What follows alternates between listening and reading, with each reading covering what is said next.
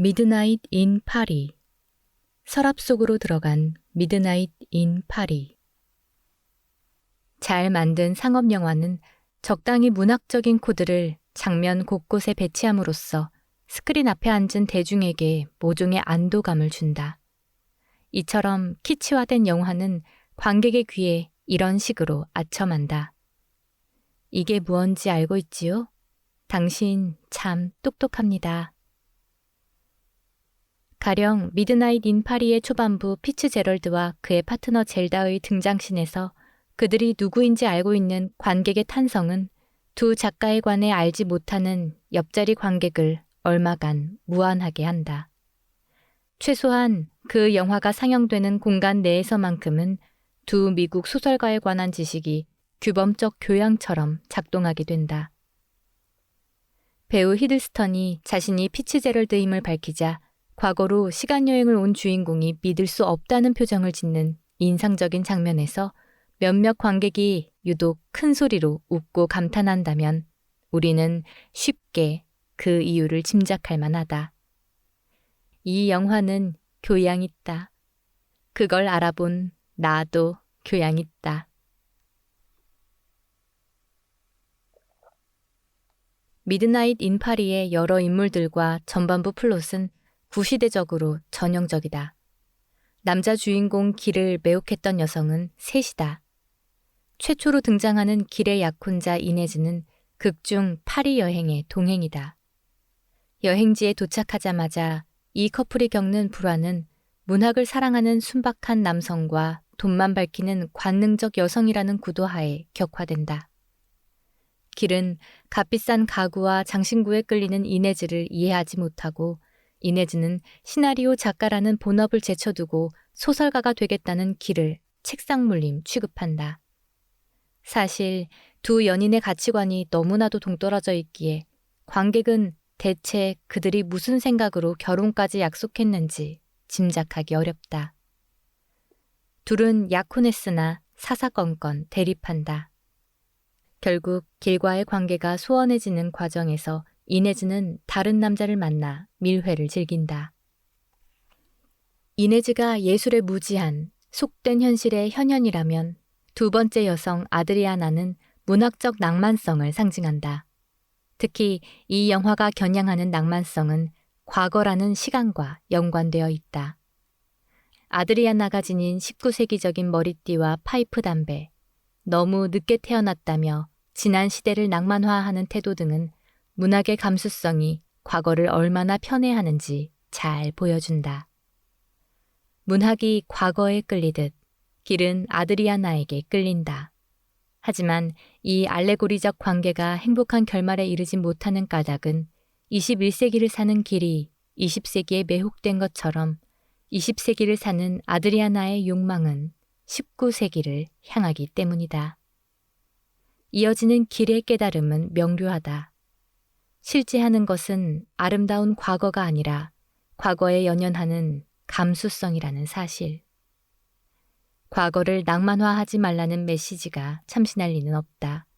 그렇지만 미드나잇 인 파리는 시간여행이라는 장치를 활용해 19세기, 20세기, 21세기의 파리의 풍경을 번갈아 보여주면서 관객을 낭만적인 분위기에 몰입시키는 동시에 그러한 낭만성이 현실에서 벗어나 과거로 도피하려는 방어 기제일 수 있음을 설득력 있게 그린다. 아드리아나를 19세기 벨 에포크에 빼앗기고 혼자 21세기로 돌아온 길은 약혼자 이네즈와의 관계 또한 스스로 청산한다. 이 시점에서 영화 중반 잠깐 얼굴을 비친 가브리엘이 다시 등장한다. 마지막으로 나타난 여성 가브리엘은 전적으로 문학적인 것과 완전히 속물적인 것이 적절히 지향된 상태의 인물형이다. 가브리엘 역시 고전을 사랑하고 즐긴다. 하지만 그는 노동자로서의 소박한 삶을 성실히 영위한다는 점에서 충분히 현실적이다. 가브리엘은 감독 우디 앨런과 주인공 길이 함께 찾아낸 이상적인 연인상인 것이다. 가브리엘은 노동을 하고 예술을 이해하고 게다가 아름답기까지 하다. 자정이 넘은 시간, 우산도 없이 흠뻑 비를 맞은 채로 주인공에게 솔직한 호감을 표시하는 가브리엘이 너무나도 이성적으로 그려지기에 관객들은 그와 막 연애를 시작하려는 길이 행복하리라 확신하게 된다. 전적으로 세속적인 이네즈, 전적으로 낭만적인 아드리아나, 그리고 앞선 두 사람을 적절하게 섞어놓은 가브리엘이라는 여성들을 상징의 축으로 삼아 미드나잇 인 파리의 남자 주인공은 삶의 균형을 잡아나간다. 이처럼 영화가 만들어둔 구도가 너무나도 명확하고 빈틈없다는 사실을 논증하기 위하여 나는 영화의 맥락을 조금은 느긋하게 짚어보았다. 하지만 내가 하려는 말은 그래서 이 완벽하게 행복한 극이 마음에 쏙 들었다는 이야기가 아니라 오히려 극이 보여주는 틈없는 행복이야말로 이 영화를 단순한 오락거리 이상으로 고양시키지 못하게 하는 원인이라는 이야기다. 성공하려면 일찍 일어나라. 자신감 있는 태도를 가져라. 인간관계를 잘 유지하라. 이렇듯 다 아는 말을 새삼스레 전달하는 자기계발서처럼 너무나도 잘 짜인 판타지인 미드나잇 인 파리는 관객이 영위하는 삶의 이런저런 특수성과는 별다른 접점을 이루지 못한다. 이 영화 속에는 새로운 이야기도 낯선 감수성도 없다. 감독은 우리가 알던 문학과 교훈과 코미디를 잘 반복해서 보여준다. 이야기의 한복판에 위치한 남자 주인공이 과거에 대한 낭만적 감수성을 벗어버리는 동안 그의 주변인인 이네즈와 아드리아나, 가브리엘은 내면적으로 거의 아무런 변화를 겪지 않는다. 그들은 마네킹이거나 마네킹처럼 움직이지 않는 기준선에 가깝다. 삶은 전적으로 길의 몫이다. 이처럼 길이라는 중심이 영화 속 다른 인물들을 주변부로 밀어냄으로써 영화를 역동적인 현실이 아닌 완벽한 헛것으로 구성해내고 마는 탓에 관객 또한 영화가 끝나는 즉시 아무런 부담 없이 자기들의 일상으로 밀리듯 되돌아간다. 두 번 읽히지 않는 심심한 교양서처럼 언젠가 구입한 미드나잇 인 파리 DVD는 내 어두운 서랍 속에서 꺼내진 적이 없다.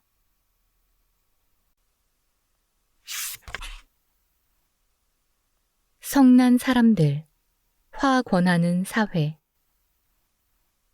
성난 사람들, 비프는 슬랩스틱 코미디의 틀을 가지고 사뭇 진지한 주제를 다루는 드라마다.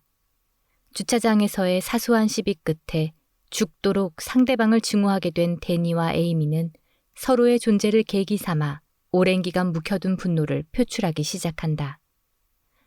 자살 충동과 자기 혐오에 시달리는 가난한 수리공 데니. 불우한 유년을 거쳐 이제는 자수성가한 사업가 에이미의 감정적 충돌은 앞으로 일어날 사건들의 기폭제였을지언정 근본적인 문제는 전혀 아니었다. 그들은 울고 싶은 서로의 뺨을 때려주었을 뿐이다. 상류층에 안착한 후에도 에이미는 지인들은 물론 남편과도 진실한 관계를 맺지 못한다. 그는 인간적인 자기 욕망을 억압하는 방식을 통하여 주변과 사회가 요구하는 교양 있는 삶을 아슬아슬하게 지탱해 나간다. 조금 돌려 말하긴 했으나 결국 에이미가 하지 못하는 일들은 단순하다. 마음껏 놀기, 먹기, 사랑하기, 그리고 화가 날 때 화를 내기. 밑바닥 인생이라고 불러도 좋을 데니 역시 자신과 주변을 기만하며 살아가기는 마찬가지다. 그는 재능 있는 동생의 대학 진학을 방해하고 사촌형을 감옥에 보내 재산을 빼앗고 자기 실수와 무능을 감추기 위해 가차없이 남을 모함한다. 두려워하는 대상이 명확하고 구체적일 때 나타나는 감정을 공포로, 미래의 불확실성이 촉발하는 혹은 특정한 대상 없이도 발생하는 두려움을 불안으로 보는 일반적 분류를 생각해보자. 에이미와 데니의 분노는 서로의 존재를 동력으로 삼고 있다는 점에서 공포와 얼마간 유사하나 대상이 제거되더라도 해소될 수 없는 감정이라는 점에서 불안과 비슷한 측면도 있다. 이처럼 기묘하게 왜곡된 분노와 슬픔에 관해서는 한국인에게 익숙한 한을 떠올릴 수도 있겠다. 하지만 울분이 쌓이고 쌓이다 못해 한과 같은 정서가 되어버리기 이전에 데니와 에이미는 서로를 만났으며 그렇게 서로의 트리거를 당겼으며 한이라고 부르기엔 너무나도 요란하게 각자의 감정을 표출하기 시작했던 것이다. 결과적으로 두 인물의 분노는 점차 확산하며 자기 파괴적인 성격을 띠게 된다. 드라마의 결말은 간신히 해피엔딩이다. 줄거리를 상세하게 적어두기는 어렵지만 불행한 엔딩이 불편한 나로서는 어찌되었든 다행이었다. 그럼에도 저 모범적이고 어느 정도는 도덕적인 결말에 만족한 것은 또 아니었다. 주체가 부정적인 자기 감정을 솔직히 표출하고 그렇게 야기된 문제들과 차라리 능동적으로 대면함으로써 사태를 해결하는 방법은 지금 시대가 요구하는 미덕이기도 하다. 가령 데니와 에이미의 분노가 끝내 억눌려 있다가 마치 한처럼 판소리나 시쓰기 등의 예술 형식으로 승화 혹은 우회되는 결말을 대체 어느 젊은이가 좋아한단 말인가. 내가 보기에도 취약성을 감춘 채 끙끙 앓기보다는 차라리 그것을 드러냄으로써 주체가 사태 안으로 뛰어드는 편이 문제 해결에 도움이 된다. 그럼에도 누구나 이 시대의 빠른 속도를 누리면서도 동시에 모두가 그 속도에 시달리는 것처럼 감정의 취약성이란 폭로와 표출을 통해 극복된다는, 그러므로 마땅히 더 많은 감정이 말해져야 옳다는 신념에 종종 피로를 느끼지 않는다면 그것도 거짓일 것이다. 성난 사람들의 결말에서 에이미와 데니가 느끼는 동질감은 서로를 향하여 거침없이 분노를 토해낸 자들끼리의 동지에 같은 것이다. 그들은 상대를 흡사 자아의 거울상처럼 마주보았기에 서로를 혐오하는 순간에도 언제나 자기 혐오라는 동질감으로 묶여 있었으며 각자의 자리에서 자아와의 전투를 수행하는 짝패 혹은 전우나 마찬가지였다. 게다가 자기 파괴적인 전투를 치른 것 치곤 그들은 운이 좋았다. 그들은 몇 번의 행운이 겹쳐 자신도 타인도 죽이지 않았고 서로가 서로의 반영이라는 점까지 인식하게 된다. 그럼에도 다시 강조하건대 그들은 정말로 운이 좋았던 것이다. 앞서 성난 사람들이 슬랩스틱 코미디의 형식으로 진행된다고 말한 이유도 이처럼 드라마 속 주인공들이 지나치게 운이 좋다는 사실과 연관되어 있다. 그들이 서로를 증오하는 가운데 벌어지는 일련의 사건들은 하나같이 극단적인 양상으로 치달으면서도 비극의 극단 바로 코앞에서 아슬아슬하게 발을 멈춘다. 합이 잘 맞는 두 명의 코미디언이 완벽한 동성과 동작으로 과장된 싸움을 이끌어가듯 결과적으로 데니와 에이미에게 들이닥친 재앙들은 그들에게 동질감을 부여하는 기능을 완수하고 무대 밖으로 퇴장한다. 그렇지만 현실에서는 어떨까? 현대인이 참지 않으려는 것은 분노만이 아니다. 다 아는 바 인내와 감춤이 미덕이던 시대는 한참 전이다. 누구나 솔직한 사람을 좋아한다. 그래서 우리는 돈에 대해, 성에 대해, 선뜻 말하기 부끄러운 자기 내면과 조응하는 어떤 천박한 인격에 대해, 어쩌면 배설물과 싸구려 문화에 대해서도 종종 솔직하기를 요구받는다. 그러한 것에 끌리는 성향을 비도덕적인 것이 아닌 인간적인 무엇으로 인정하고 모두가 볼 수 있게 당장 고개를 끄덕이라고 말이다. 방금 조금 비꼬며 말하고 말았다. 종종 스스로 멍청이가 된 기분이 들어서 그랬을 것이다. 어릴 적부터 남 앞에서 기분과 감정의 표출을 자제하라고 교육받았고 그걸 예의라고 배웠다. 그것만이 아니다. 사실 나는 다른 사람이 보는 자리에 나서면 식욕마저 억제한다. 아니, 자연스럽게 억제된다고 해도 좋다.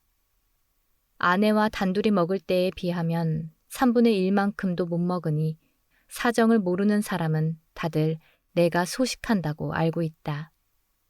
나는 집으로 돌아와 파스타면을 산처럼 쌓아놓고 허겁지겁 목구멍으로 넘기며 아까 그 맛있는 음식들을 더 먹고 오지 못한 걸 후회한다.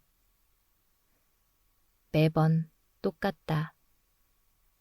그렇지만 솔직함과 거리가 먼 그러한 은폐가 여태 나를 잘 지켜주었다고 생각하고 있다. 나에겐 인내와 숨김이 나를 인간적인 인간으로 살게 해온 무엇이었다. 어차피 내 분노에 합을 맞추어줄 에이미가 현실에 존재할 리도 없다. 맨 오브 스틸. 특별한 사람이고 싶다는 생각. 나를 작가로 만든 정서적인 원동력은 돈에 대한 혐오와 그 혐오만큼이나 강렬한 동경이었다. 대부분의 정서가 현실의 조건, 육체라는 조건을 포함한 을 따라 형성되는 탓에 돈을 대하는 저 양가적인 정서는 궁핍한 유년 시절을 거쳐온 이들에게 드물지 않은 것이리라. 내 7살 아들이 자기만의 간식통을 가지고 입이 심심할 때마다 거기서 초콜릿이나 비스킷 등을 쏙쏙 빼먹는 일은 내가 어릴 적에 드라마에서나 보던 장면이었다. 냉장고를 열면 나만을 위한 저지방 우유가 진열돼 있고 가고 싶은 곳이 있으면 엄마를 조르고 먹고 싶은 음식이 생기면 아빠에게 부탁하는 일이 어떤 아이들에겐 여전히 손에 잡히지 않는 일상일 것이다. 하지만 그러한 일상으로 가는 문턱이 몇십 년 전에 비해 낮아졌다는 사실을 부인하기는 어렵다. 40년 전의 나에게 그 문턱은 모종의 이유로 더욱 높고 혐오스러운 것이었다. 초등학교 입학 후부터 드라마틱하게 가난해지기 시작한 우리 집을 보면서 나는 자본이 얼마나 무섭고 경이로운 것인지 일찌감치 깨달았다. 6살 내가 유치원 입학하기 직전에 할아버지는 가정부를 내보냈고 연희동 2층 집에서 응암동 단층 집으로 거주지를 옮겼다. 어머니는 임신 중에 아버지와 이혼하고 줄곧 본가에서 지내고 있었기 때문에 할아버지와 할머니 사는 곳이 곧 내가 사는 집이었고 그들의 생활 수준은 곧 나의 생활 수준이었다. 학창시절엔 벌교 땅 전부가 당신 앞마당 같았다는 어머니만큼은 아니겠지만 어린 나에게도 돈 나올 곳 없는 삶이란 그저 못 먹고 못 입는 상황을 훨씬 초과하는 의미였다. 폭력적이거나 옹졸하거나 충동적인 우리 가족을 본래보다는 더 나은 사람처럼, 아니 특별한 사람처럼 보이게 만들어준 건 돈이었다. 그리고 어렴풋이 느꼈던 바 범상하기 그지없는 어느 인간을 특별하게 만들어줄 만큼의 돈을 획득하는 건 천운의 영역이었다. 패배주의자였기 때문일까? 내가 할아버지 정도로 부를 축적할 수 있으리라고는 아무래도 상상하기 어려웠다. 돈에 대한 혐오와 회피는 내 선택에 의한 정서였다. 나는 돈에 대한 욕망이 거세, 완전한 거세가 불가능함에도 불구하고 되기를 원하였고 한 달에 100을 버나 500을 버나 그게 무슨 차이가 있느냐는 식으로 자본의 가치 혹은 차이를 애써 무시하려 했다. 그렇게 삐뚤어진 나에게 있어서 작가 되기, 특히 돈도 안 되는 시를 쓰는 시인 되기야말로 대단히 명분 있는 도피처였다. 돈을 모아서 특별한 사람이 될 수 있으리라는 망상에 비하면 시를 써서 특별한 사람이 되어보겠다는 망상은 그나마 눈앞에 어른거리는 무엇이었다. 대학교 시절 우연히 들어간 소설 창작 시간에 들은 선생님과 친구들의 사소한 칭찬 몇 마디를 집에 돌아와 누워서도 끈질기게 되뇌며 결국은 다른 일은 다 싫고 시만 쓰고 살겠다고 결심해버린 데는 그런 이유가 있었다. 내가 돈에 연연하지 않는 건 시인이기 때문이지. 글을 쓰는 게 돈을 버는 것보다 가치 있는 일이기 때문이야. 그런 식의 궁색한 기만이 내게는 필요했다. 그럼에도 시쓰기는 내가 손에 쥐고 싶었던 가장 특별한 빛이었다. 영화 맨 오브 스틸은 감동적인 드라마보다는 화려한 액션으로 주목받는 작품이다. 감독을 맡은 잭 스나이더의 성향도 그렇고 애초 슈퍼맨 이야기에서 감동을 기대한 관객은 많지 않았을 것이다. 호불호가 갈리는 영화지만 결말쯤에 놓인 상징적인 장면 하나는 잊히지 않는다. 지구의 위협을 성공적으로 제거한 클라크 켄트, 슈퍼맨은 지구로 보내진 외계인 갓난아이였던 자신을 키워준 양아버지, 조나단 켄트의 묘지 앞에 서 있다. 조나단은 아들의 비범한, 그럼에도 오랫동안 슈퍼맨 자신조차 제대로 제어할 수 없었던 능력을 비밀로 남겨두려 노력하는 과정에서 자기 목숨을 기꺼이 희생했던 것이다.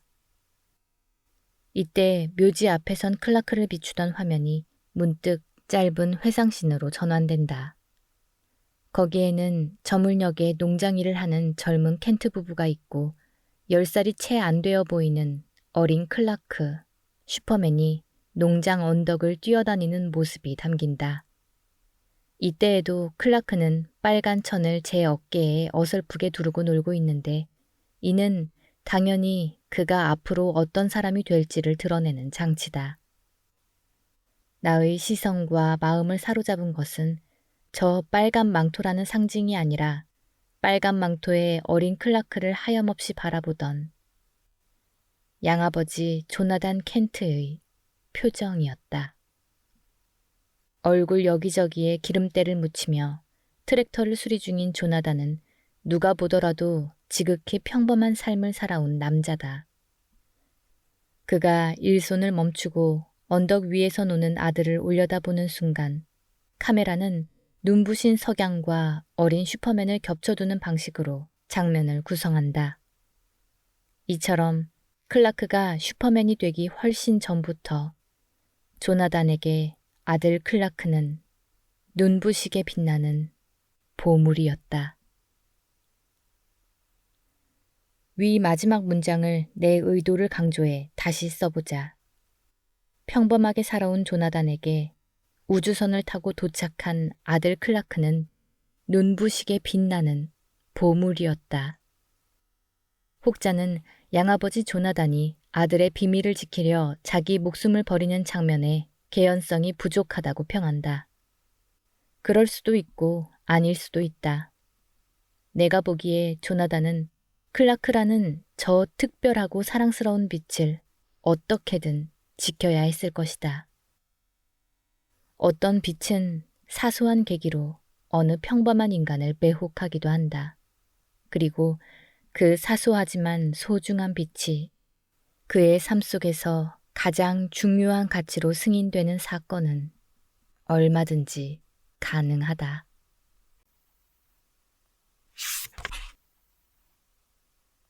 혹시 내게 무슨 일이 생기면 자식 사랑하는 마음. 엄마가 자식을 생각하는 마음이란 다 비슷비슷한 것일까? 아내에게 물어보니 그렇지 않겠느냐고 한다. 예상과는 다른 대답이라 놀라는 중에 아내가 별것 아니라는 듯 말을 덧붙였다. 아닐 수도 있고. 갑자기 그런 이야기를 꺼내느냐는 그의 표정 앞에서 나도 질문을 부연해 보았다. 사랑의 크기랄까? 자식 아끼는 정도를 1부터 10까지라고 표시하면 각자 표현하는 법은 다르더라도 엄마들 대부분이 8에서 10 정도 아이를 사랑하는 걸까? 그리 묻고 나니 굳이 그렇게까지 물어볼 일인가 싶고 아내라고 그걸 어찌 알겠나 싶기도 해서 슬쩍 화제를 돌렸던 기억이 난다. 10분짜리 애니메이션. 혹시 내게 무슨 일이 생기면 If anything happens, I love you. 혼자 보고 나서 떠오른 생각을 옆 사람에게 마구잡이로 던져본 것이었는데 교내 총기 난사 사건으로 딸을 잃은 부모에 관한 영화였으므로 나의 질문 자체가 스스로에게도 조금은 엉뚱하게 느껴졌다. 당시 내 감정을 건드린 건 딸을 잃은 아버지의 태도였다. 더 정확히 말하면 자식 잃은 어머니의 심정과 아버지의 심정을 정확히 동일한 수준에서 표현하고 있는 애니메이션의 구성이 나를 건드렸다. 물론 이런 감정은 편견의 산물이다. 자식의 죽음 앞에서 아버지 편이 덜 슬퍼해야 할 까닭이 없다는 걸 알면서도 아이가 빠진 식탁에, 아이 없는 침대 위에 부모가 똑같이 앉아서 똑같은 상실감을 느끼는 저 정직한 장면을 나는 잠시 생경하게 바라보았던 것이다. 사실 어머니라고 해서 모두가 8에서 10 정도로 자식을 사랑하고 그에 비해 사랑이 적은 아버지는 1에서 5 사이로 마음을 주는 게 일반적이고 그럴 리가 있겠는가. 하나의 마음도 못 가진 어머니도 있겠고 열보다 넘치는 마음으로 사는 아버지가 존재하지 않을 리도 없다. 어머니라는 역할에 희생과 순종의 이미지를 더 씌워온 기왕의 이데올로기에 대한 비판은 차고 넘치지만 활발한 논의만큼 사회 일반의 인식이 개선되었는지를 눈으로 확인하기는 쉽지 않다. 가령 차별금지법이 통과되지 못하는 이유는 차별에 대해 논의해온 세월이 부족해서가 아니다. 반대 의견에도 귀 기울일 만한 면이 없지 않겠으나 성소수자를 차별하면 안 된다는 이야기에 그럼 동성애자를 양산하자는 말이냐고 받아치는 주변 이웃들이 얼마나 감소했는지는 잘 모르겠다. 바뀐 것이 있다면 예전에는 이웃이 하는 그런 이야기를 교회에서 들었고 요즘은 페이스북으로 읽게 된다는 점이다. 간신히 잘난 척은 하고 있지만 나라고 크게 다르겠는가. 호흡하듯 편견과 혐오를 공유하는 아득한 현실 속에서 제정신을 유지하고 살아가기란 얼마나 어려운지. 부성애에 대한 질문은 아이에 제쳐놓고 어머니의 사랑만을 콕 집어서 화제 삼았던 그날의 나에게 아내 역시 현기증을 느꼈을지 모른다. 그런데 현기증을 불러일으키는 쪽이 반드시 차별주의자 혹은 혐오주의자들만은 아니다. 고등학교 시절에 이런 괴담이 있었다. 2차 세계대전 당시 일본군이 포로에게 자행한 생체 실험 가운데 모성애에 대한 실험도 있었는데 그중 하나가 몇백 도가 넘는 철판 위에 어머니와 갓난아이를 올려두고 관찰하는 것이었다고 한다.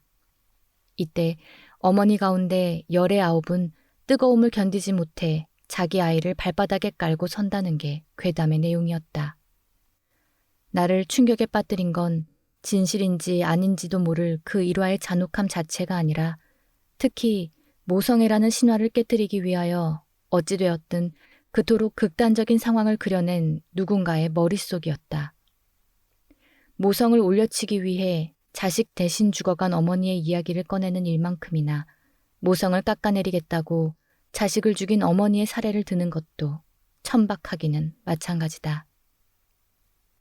매번 자극적인 이야기를 경유해서만 자기 뜻을 관철하려는 태도는 진지한 사유에 대한 거부일 뿐이다. 호모 사피엔스, 생각하는 인간을 자처하는 우리에게 있어 사유하기의 거부는 모든 인간적인 것에 대한 거부이자 혐오이기도 하다. 사랑의 크기란 사람을 태워 죽이는 잔인한 실험실에서 증명되지 못한다. 사랑의 증명에 기여하는 것은 엄마의 사랑은 희생적이고 아빠의 사랑은 대승적이라는 알량한 이분법도 부모의 목숨이 먼저인지 아이 목숨이 먼저인지를 선택하라는 이지선다형 질문지도 아니다. 인생의 99%를 실험실도 전쟁터도 아닌 일상 속에서 살아가야 하는 평범한 부모들이 진짜 답하기 어려운 질문이란 아이를 위하여 기꺼이 목숨도 버릴 수 있는지와 같은 물음이 아니다. 식탁 건너편에 앉은 아이가 말을 걸어올 때 당신은 스마트폰 대신 아이 얼굴을 쳐다보며 이야기를 나누어 줄 수 있는가? 평소보다 2시간 일찍 일어나 질문 세례를 퍼붓는 아이를, 혹은 공공장소에서 울음이 터진 아이를 괜히 다그치지 않을 수 있는가? 새로 산 니트 위에 실수로 토마토 소스를 쏟은 아이에게, 유치원 버스를 타러 아파트 단지 정문까지 나왔는데 대변 보겠다고 돌아서는 아이에게 화내지 않을 수 있는가? 어쩌면 당신의 경력을 말 그대로 말아먹은 육아의 보상이 결국은 한때 아이의 미소와 성장뿐이라는 사실을 순순히 받아들일 수 있는가? 부모의 사랑에 관하여 우리가 받는 가장 어려운 질문이란 실은 이런 것들이다. 실제 교내 총기 난사 사건을 모티브로 만들어진 혹시 내게 무슨 일이 생긴다면 은 딸의 죽음이라는 극단적인 상황에서 이야기를 시작하지만 결말은 일상을 살아가 보기로 마음먹는 부모를 비추는 게 전부다. 애니메이션이 보여주는 화해는 심심하며 사건의 참혹함은 생략되어 있다. 그럼에도 나는 이 영화의 평범한 엔딩이 비극적인 실화로부터 감독이 가장 멀리 도달할 수 있었던 그나마 덜 불행한 도착지라고 생각한다. 아이를 잃은 부모에게 죽음은 오히려 쉬운 선택지였으리라. 엔딩에서 서로의 손을 잡은 채 죽음이 아닌 삶을 선택하기로, 일상 속에서 아이를 기억하기로 결심한 저 부모가 더 증명해야 하는 것이란 아무것도 없다.